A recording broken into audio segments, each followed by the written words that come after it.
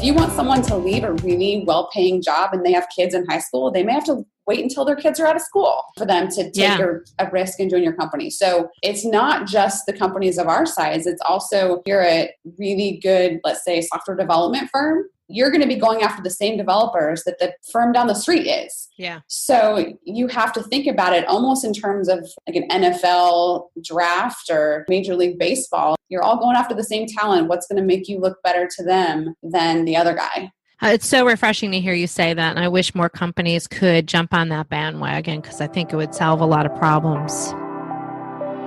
You're listening to The Pivotal Leader, where modern leaders talk about the moments that shifted their organizational cultures and pivoted their teams to success. Hey everyone, this is Gina Trimarco, Chief Results Officer of Pivot 10 Results, a strategy and training company that helps businesses shift from people problems to performance results. Each week on The Pivotal Leader, I feature inspirational leaders who know how to positively impact their customers, employees, and brand through culture building. But before we jump in, here's a pivotal fact. Your survive versus thrive ability hinges on your investment in your employees and your customers. If you don't provide meaningful, purposeful training and growth opportunities for your employees and results for your customers, well, they just might leave you and head straight for your competition. If you're looking for fresh ways to keep your stakeholders engaged, shoot me an email at gina@pivot10.com or visit our website at pivot10.com. In this episode of The Pivotal Leader, I interviewed Ali Schwanke, CEO and founder of Simple Strat, the marketing agency for companies who are serious about growth.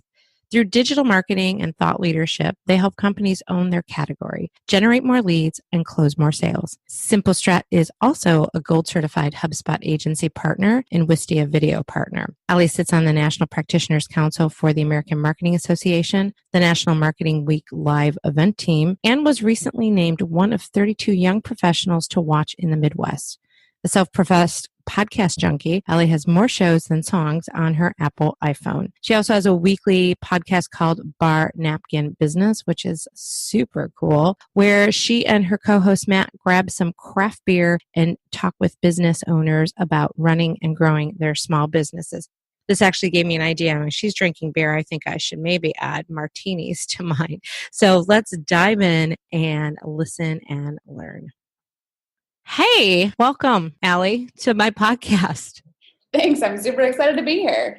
I'm super excited to have you. We had a conversation a few weeks ago, and it just felt like a really great chemistry with you. I know that you had reached out to me about a podcast that you heard of mine, which was like a thrill for me, by the way.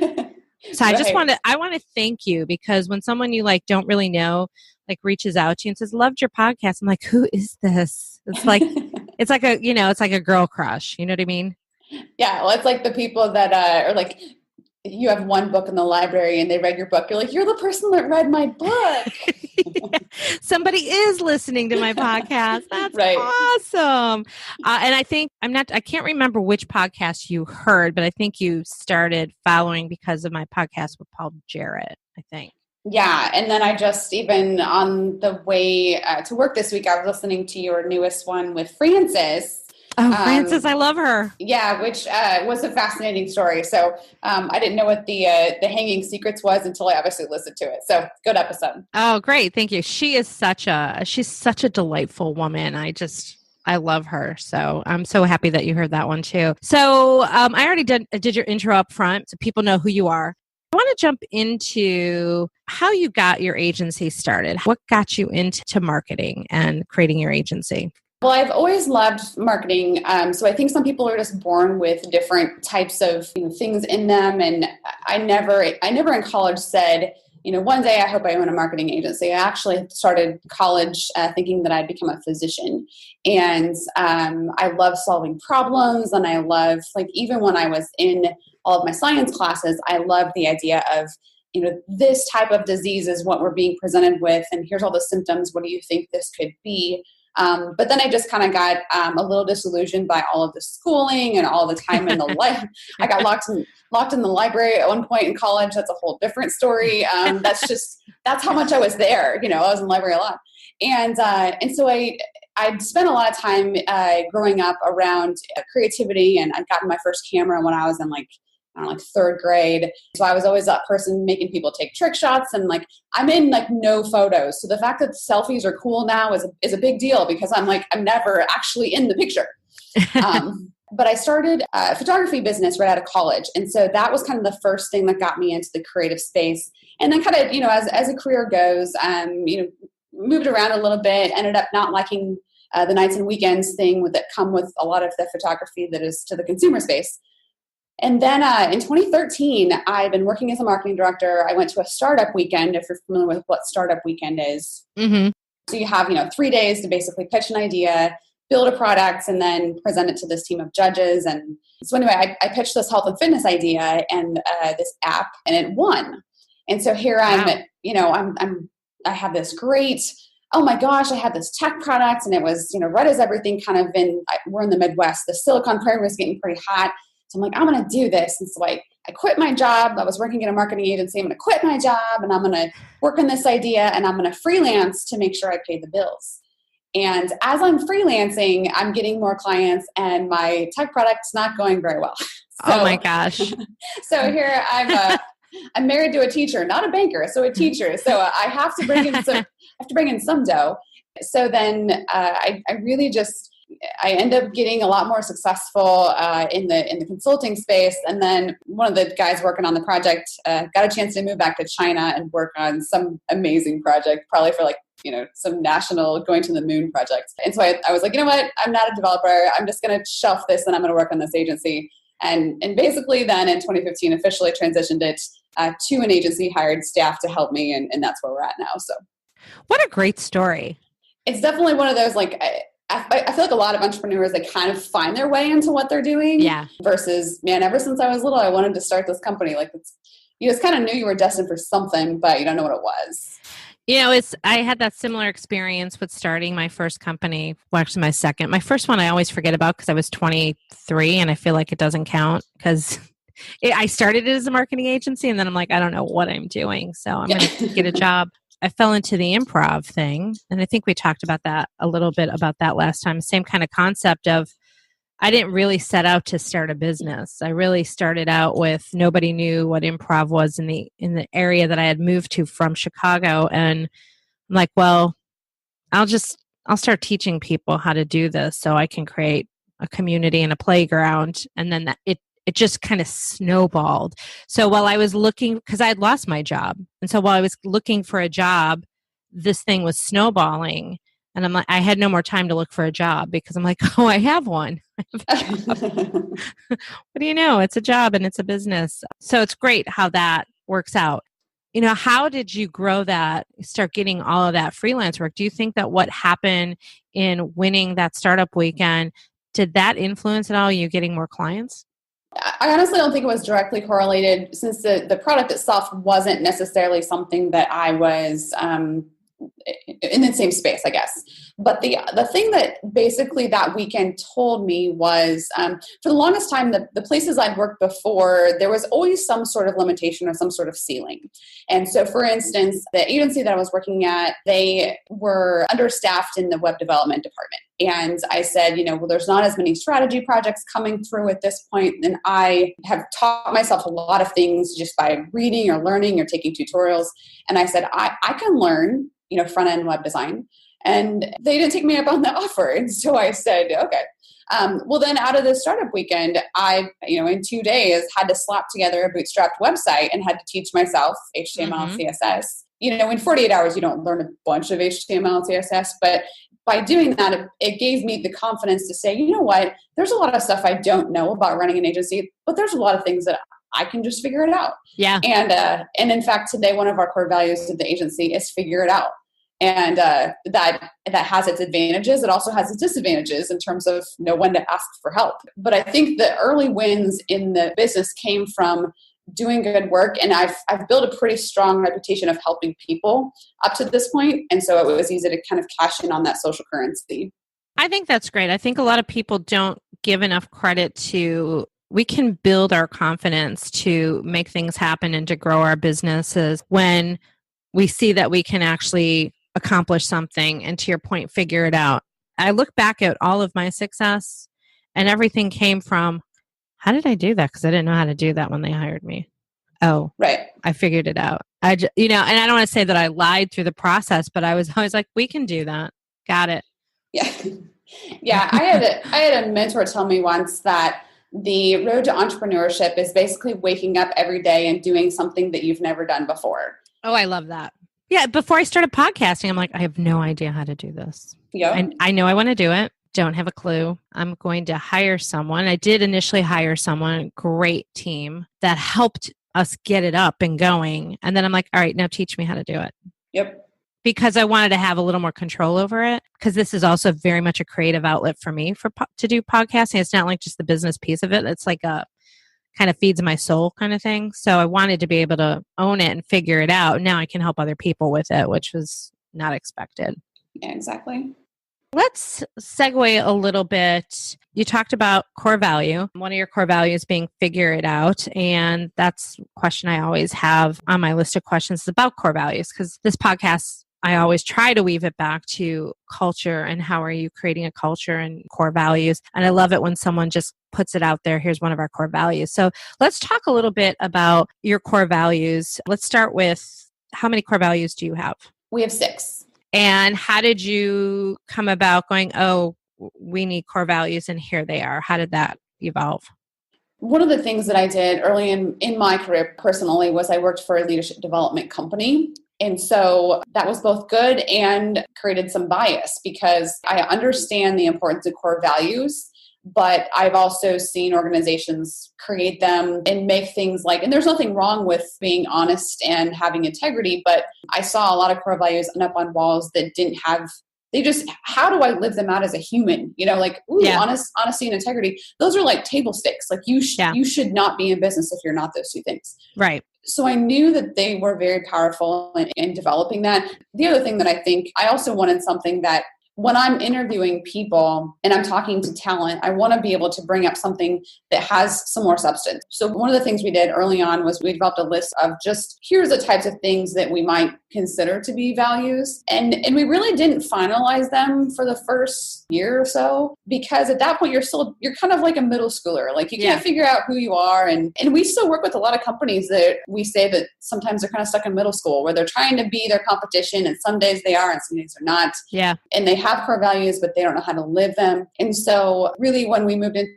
our new space and we wanted to really finalize how we do recruiting and how we talk to people, because we're still a young team in terms of the age of the company. And when I'm talking to someone who's gainfully employed and they don't have golden handcuffs, but I have to really give them a good story as to why to move over to our company, man, I have to have a compelling story and a compelling reason to join. And so that's really what was driven by. So our 6 are: first impressions matter, and show me that you care.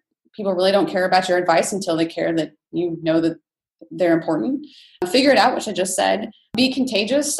I obviously have a lot of energy, but that doesn't mean you have to act like me. I just need you. Like if you're the designer, you need to, when you're talking about design, you should be excited about it.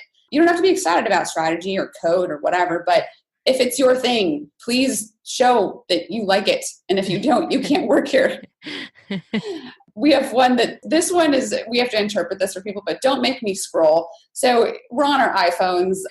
Don't make me look for information. It should always be at the top. So we should always communicate very, very well. So that's our way of basically I love that. That's awesome. Communicate. And then the last one is throw it out there. So there's no bad ideas, and we try not to ideate and evaluate in the same session. So you should be able to throw all of your ideas up on the whiteboard and then be willing at the next level to dig through those and know what's going to work and what's not. Those are really cool values, but beyond to be honest and have integrity. Yeah. I think you would agree with this. It's one thing to have core values, but then you have to communicate them. Right. So if the team is not aware of them or doesn't understand them, they're kind of pointless. Exactly. You mentioned when you're interviewing and you're trying to convince them why they should leave one company to join your company. Let's talk a little bit about recruiting and finding top talent. What are some of your approaches to finding that top talent?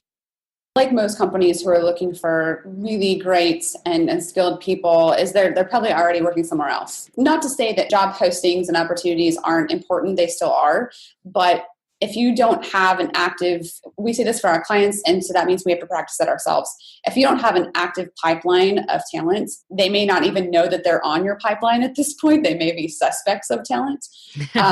You're not going to be able to grow as a company. And so even with us, we don't have an implementer that we're working with. We're self-implementing, which means some days it's better than others, but we're following the EOS model in terms of the accountability charts. And so we have, identified people that we need to grow our team, but now we're a Hubspot certified agency partner. And so within our Hubspot portal, we have an entire list and fields designated to talent. So that way, in the same way that I would market to a potential customer, I can send the communication or ads or whatever types of things that I need to in order to remain in front of these people and tell them about the things that we're doing, invite them to our, events. And that way they get to feel like they're part of the company already before they work here. Love it. That's awesome. Because one of my next questions was going to be, as a marketing agency, I'm sure you see the value in, it's one thing to be branding for client acquisition, but I think a lot of companies kind of miss the mark on branding for employee acquisition. They do. And the thing that strikes me as odd is they'll invest a lot of time and energy into the pipeline for sales or even the automation and the sequences, which again, we build out for them in the sales process. But when it comes to talent, those are the people that you probably have a 12-month cycle to them or 2 years. If you want someone to leave a really well-paying job and they have kids in high school, they may have to wait until their kids are out of school for them to take a risk and join your company. So it's not just the companies of our size. It's also, if you're a really good, let's say, software development firm, you're going to be going after the same developers that the firm down the street is. Yeah. So you have to think about it almost in terms of like an NFL draft or Major League Baseball. You're all going after the same talent. What's going to make you look better to them than the other guy? It's so refreshing to hear you say that. And I wish more companies could jump on that bandwagon because I think it would solve a lot of problems for them. Yeah, and even when it comes to creating content, so we'll have companies contact us to create, a company video, or they'll hire us to create a testimonial video for one of their customers. But I believe there's a day that smart companies will eventually all be competing for the same types of videos for their employees. So you should have testimonial videos from employees that work at the company as much as you should have testimonials of customers for your sales pipeline. And wouldn't it be cool if you started getting clients that their main objective to work with you is to create branding and marketing campaigns specifically for talent acquisition? Yeah, and I think that the talent acquisition software, those are designed for nurturing what someone's raised their hand and said, I'm interested in an open job you have here. Right. But what happens when a company doesn't have a job available, but yet, so let's say, Mark Zuckerberg all of a sudden is out of work at Facebook. He knocks on the door of the nearest startup and he says, do you have a job for me? And they're like, we'll make one. There's people like that out there. Yeah. And there's no way to stay in front of them if you just wait till they apply for your job. Yeah, exactly. You mentioned you'll invite them to events. What types of events do you do that would be something that you would invite, future employees to? So in the market that we're in, we usually have a yearly open house, but more of like the meetups and the workshops that we'll do. So we host a Nebraska marketing automation meetup. We host some HubSpot training groups and things like that. So it's usually over the lunch hour. They can come and get a free lunch, and they may or may not be someone that might work in that environment or work with a marketing automation software, but they would get to basically see us, meet some of our customers. Yeah. And, hopefully they would get value out of it in their current job. That makes sense. That's a great concept. And I like to ask these questions because this seems to be such a big challenge for so many employers on how to find talent and what are some unique strategies. And that's an interesting strategy, especially for your industry. I'm not sure how that would apply to other industries, but I think one of your core values, I want to go back to it. I don't want to say figure it. Well, maybe it's along the lines of figure it out. It's like, to me, figure it out is also be open to, we're going to try something different. Be open to what we planned to do originally may not be what's going to happen. Does that make sense? It's kind of my improvised way of doing things. Yeah. And I think, so if there's anybody, so you talked about having like people that listen to your show, you might end up having like a one-on-one crush on them for a while. Like I have a couple of people that I would consider marketing crushes. One of them is Seth Godin. The other one is Joe Pulizzi. And Joe, if you're listening, and I hope you are, someday you and I are going to have lunch. But so Joe's the founder of Content Marketing Institute. And he says, a lot of those same things, they're just waiting for you to interact with them in a genuine, authentic way. And you sometimes have to look at the world through fresh lenses as if you were never, ever, ever in marketing. The world's been turned on its head. Just because you used to put an ad in the paper doesn't mean you should now put an ad online. You should actually kill that entire model, and then look at it with fresh eyes and say, if I were wanting to work at my company, what would I want to know? That's awesome. I have to know more about Joe so I can understand your crush on him. I don't know him, so I'm going to look him up. I will send you, I don't know if he has his own podcast. I should probably know this, but he was a guest on one of my favorite podcasts called Build a Better Agency by Drew McClellan. Drew's awesome as well. Okay. But yeah, he had an episode a couple of weeks ago with Joe on it, which is really good. I love having those business crushes. Only someone like you would understand that when I say that. Yeah, Sarah Blakely is my female crush. So Sarah is founder of Spanx. If you're out there listening too. Yeah. You and me. That's awesome. Let's talk a little bit about your agency. And do you have a specific niche that you work in? I know that on our last call, we talked about creating thought leaders. I'd like to talk a little more about that and a little more about what your agency niche is in.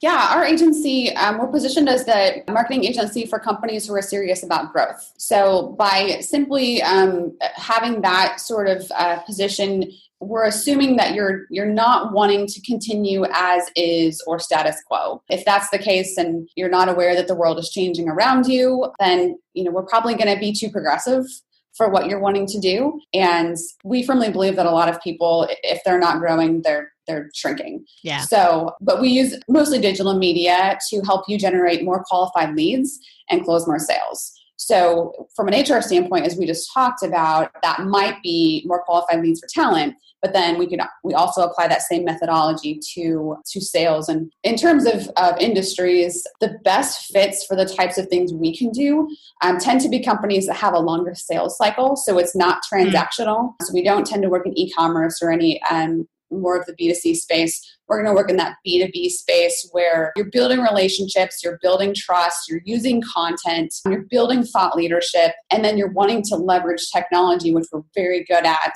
in order to maximize your time and maximize your productivity. I know one day I'll hire you. Great. I would love to fly out to the East Coast and hang out with you. That'd be great. Come on. Let's talk a little bit about thought leadership. How do you help people get into that space and market themselves that way? So thought leadership I feel like it's one of those words everybody tosses around, but nobody really knows how to do it. Yeah. And, I'd say that even this podcast of yours is definitely a thought leadership product. And yay! Yeah, you're doing a good job. What we often find is people are out sharing ideas. Maybe they're doing a couple of, say speaking engagements. They might be running a blog every now and then, but it's not put together in a way that is a really deliberate strategic effort that's meant to drive specific activity. So for example, because evidently I need to burn energy on a regular basis. In addition to my job, I like to run. And right now I'm not training for any specific marathon or half marathon or 5K or whatever. So I just kind of run. I just kind of go to the gym, but I do it just so I can stay healthy, right? If I were training for a half marathon, I would download some 12-week or 16-week or 20-week training plan, and I'd be following it specifically so that I get a specific outcome. That's the difference between thought leadership and just kind of randomly putting your thoughts in the marketplace. Mm-hmm. One I can look at and I can say, I want a measurable outcome from my efforts and I want it to build on each other. So if you've ever ran one half marathon, the next time you run the next one, it's easier, not necessarily easier physically, but it's easier to mentally wrap your brain around what you want to achieve. And then again and again and again.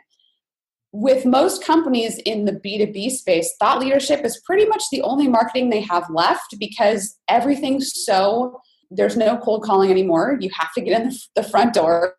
If I'm a podcast listener and you call me, I'm inclined to pick up your phone call. Mm-hmm. If I'm not, or if I haven't seen your content and I don't trust you that you know what you're talking about and you have fresh ideas, they're not just regurgitated from somebody else. Yeah, I don't know that I want to work with you.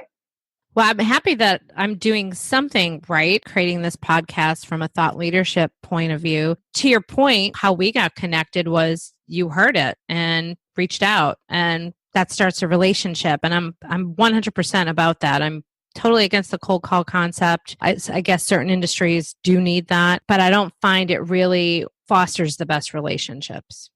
Right. Well, and so one of the myths that we try to break down for people as well is thought leadership isn't something that you have to sit around and wait for people to call you. So let's say, for example, that you have an accounting firm and you're wanting to get more clients in your city, or let's say your 300-mile radius around your city. If you were to create a thought leadership piece, that might be something like the state of accounting in, let's say you're in Cleveland. So the state of small business accounting in Cleveland, Ohio. You're going to be going out to and conducting research or interviews or surveys or whatever have you to gather this information, create this report, put it together, and then use that. The people you talk to are the ones that, one, you'll promise a follow-up report, but two, the ones that you haven't talked to, you can use that as a foot in the door. Mm-hmm. Hey, I'm Ali. I run accounting firm XYZ. We recently published a report called this.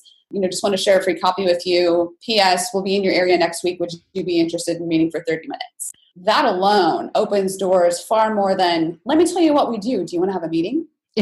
Yeah, exactly. So what would be your advice to someone who wants to be seen as a thought leader? What would be some first steps for them to take to do that? Because you talked a little bit about there are a lot of people out there just doing those random things. So how would you strategize that for them to come up with? It sounds like they should come up with a measurable plan. They should, yes. One of the first, so we look at any marketing activity, we look at through two lenses. One is what we would call the foundational types of things. And we have a page on our website that actually goes through this where we have the two sections. But the foundational things are going to be your strategy. They're going to be your personas, which are going to be the types of people that you sell to. So it's not necessarily your target audience, because that's important too. But within my target audience of B2B, for example, I have the CEO and I have the influencers. We give them different names. So for us at our agency, we have a marketing or a persona called Traditionalist Paul. And then we also have Modern Leader Mark. So we have two different personas.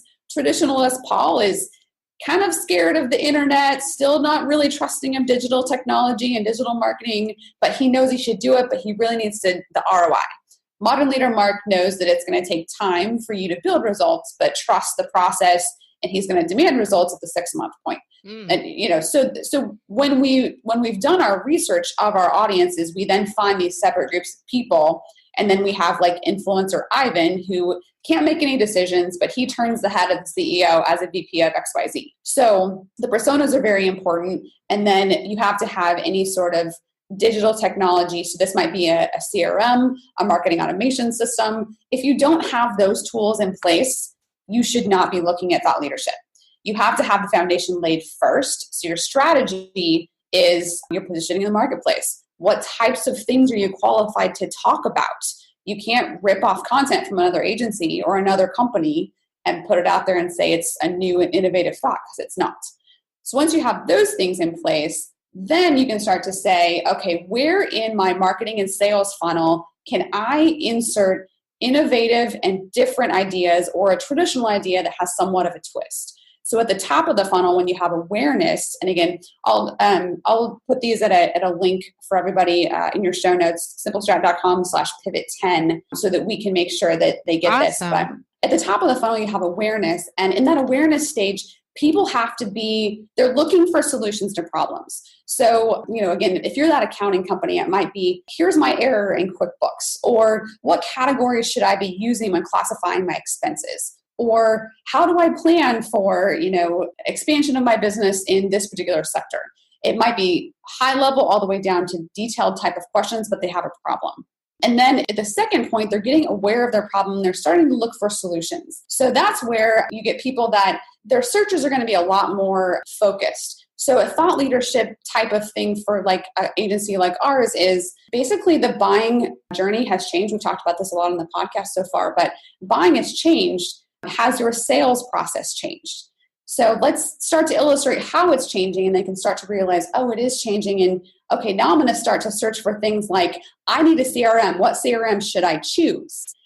They're never going to search for what CRM should I choose if they don't even realize they should be tracking their sales activity. Mm-hmm. Then once they get to the point that they're making a decision, then at the decision-making process, it might be, do I choose Salesforce or do I choose Hubspot? So it's Salesforce versus Hubspot, and that's the entire thing that you could flip on its head. The thought leadership piece of this isn't so much, there's two sides. There's a how-to content, but then there's also the, let me get you to think differently about this concept.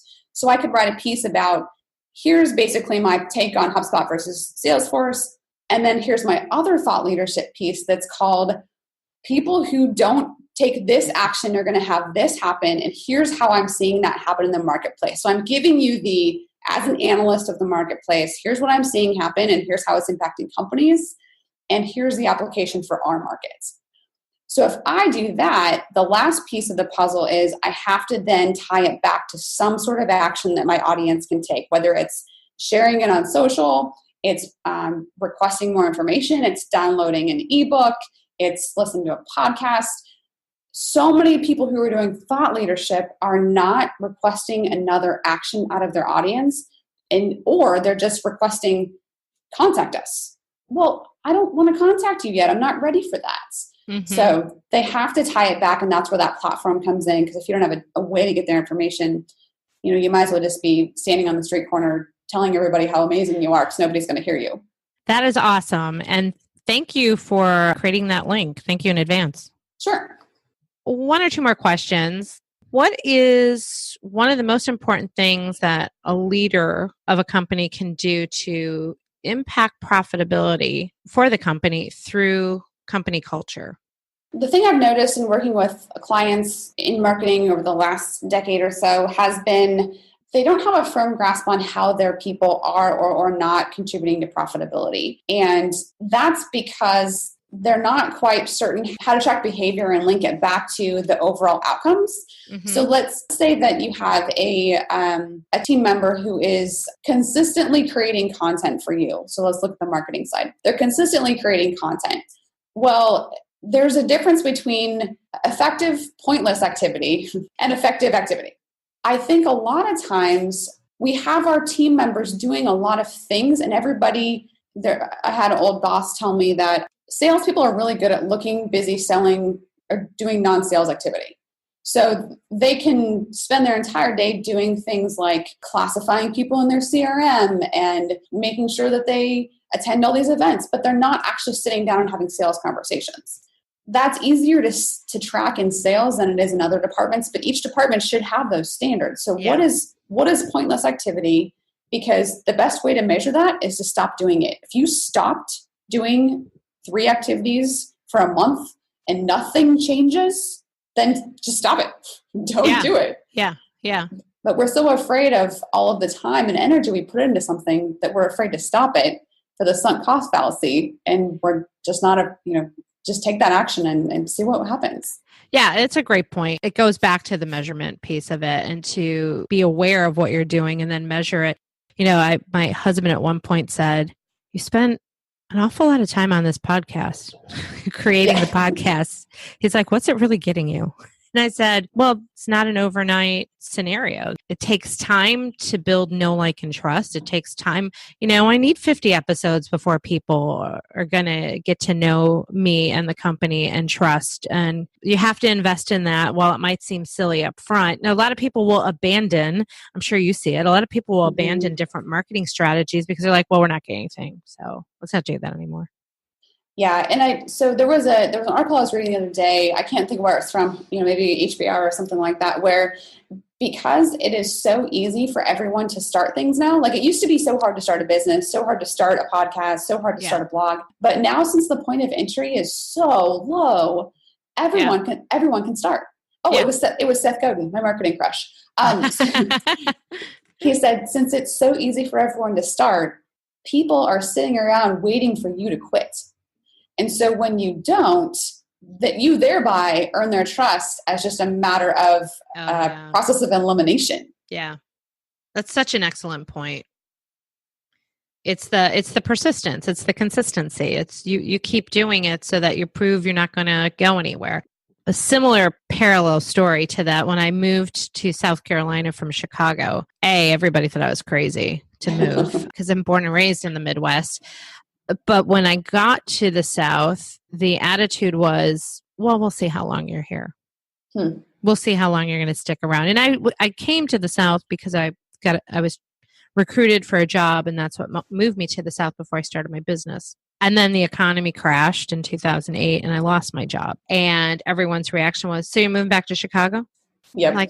I'm like, I've only been here 18 months and I don't know if you've noticed the economy has crashed and I'm not really going anywhere right now. So, but I had to prove to the community that I had to prove myself. I had to show consistency and stick around, and eventually became known in the community. So your crush is right. I agree with Seth. 2 years ago, I saw him. Have you seen him speak live? No, I like to think that I have, but it's all been like virtual events. Okay. So, we should have a date where we go see him speak live somewhere. That would be fun. I'm all for that. Okay. I saw him a couple years ago in New York, and so crushes. So he's not like, you can have him. He could be your crush. My crush is Simon Sinek. Oh yeah. So Simon and Seth and I'm blanking out. Gary V. So it was the three of them, and I saw them speak live. They were amazing. And then I waited in line for Simon to sign all my books. I was like that. I was like that schoolgirl crush. Like, hi, Simon, sign my book. I know that was a tangent. We're going to get ready to wrap it up. But before we do, I want everybody to know about your podcast, because I think your podcast is very cool. So let's plug that a little bit. Yeah. So our podcast is called Napkin Business. We believe that a lot of great ideas started on bar napkins, but it's actually the hard work and grit that it takes to get them to go. And the whole idea started as the co-host, a friend of mine, and I, he owns a couple of bars in the community that we live in. And he said, there's a lot of people who are grinding it out every single day doing what we consider to be traditional business. So they don't have a tech product. We do interview people that have tech products, but they're more of that traditional small business. And we thought, let's tell some of those stories and let's do it almost like it's a conversation at the bar. So it all kind of flows together. We enjoy some nice craft beer as we're recording the show, which, some people, they tend to get a little silly near the end, but we get some good stories, and we get a lot of just that it gives you constant reminders and confidence that every small business or every large business, anybody who's an entrepreneur goes through periods of intense euphoria. And then the next day you're like, why? Like one guy was like, this is the day that I got on monster.com again and looked for a job, and the next day was fine. So it's fun. We've had some interesting guests on there. We had a gal who, she started a bakery that was, gluten-free and dairy-free. And she was just named one of Forbes' top women to watch nationwide in food and beverage. So that was pretty cool. And then we've got some other guests that have, went out and raised venture capital. And then we also have a gal who's making toffee in her basement. So we have some interesting people. And you do all of that at the bar while you're drinking craft beer? Yes. And do you are your guests live with you, or do you remote some of them in?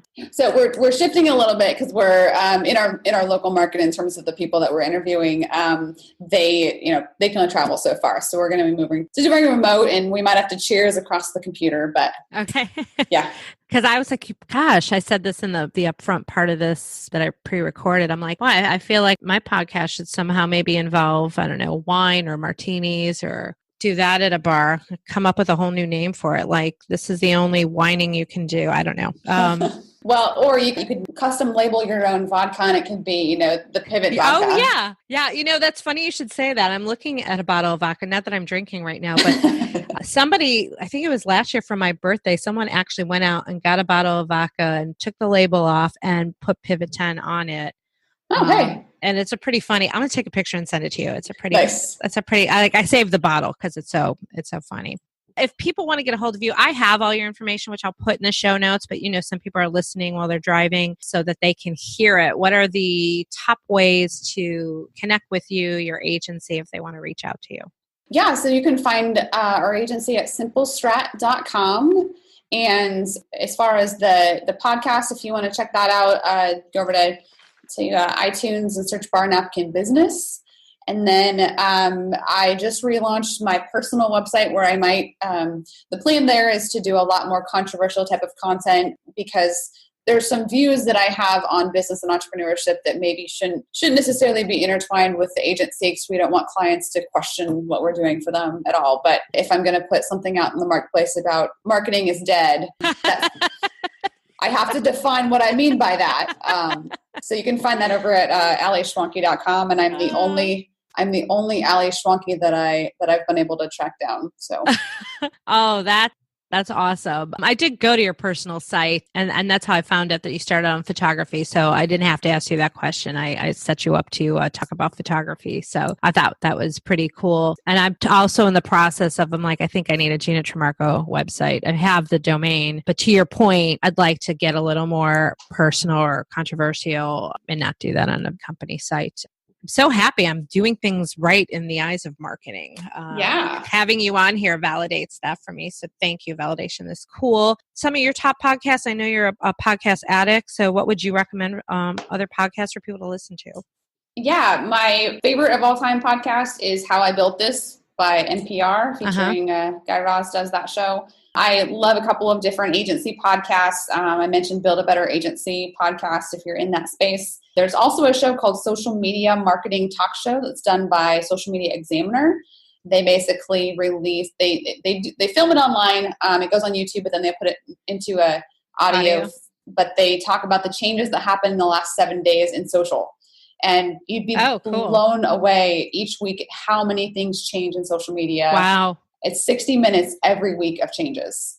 Wow. So, yep. That's great. Okay, cool. I'll put that in the show notes as well.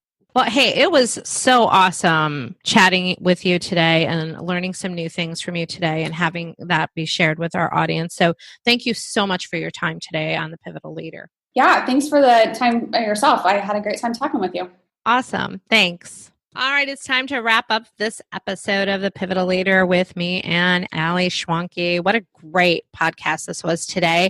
Thank you, everyone, for listening, and to Ali for being on the show. You can find show notes for this episode, including contact information for Ali, on our website at thepivotalleader.com. The Pivotal Leader is a production of Pivot 10 Results, a strategy and training company that helps businesses shift from people problems to performance results. Remember, you can find our podcast on iTunes, and if you're an iTunes subscriber, please leave a rating and review.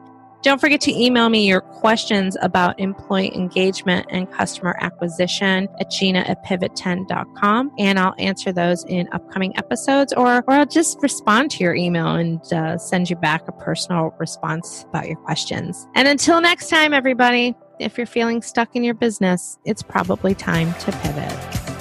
You've been listening to The Pivotal Leader. To learn more about how to shift your culture and pivot to success, visit pivot10results.com. That's pivot10results.com.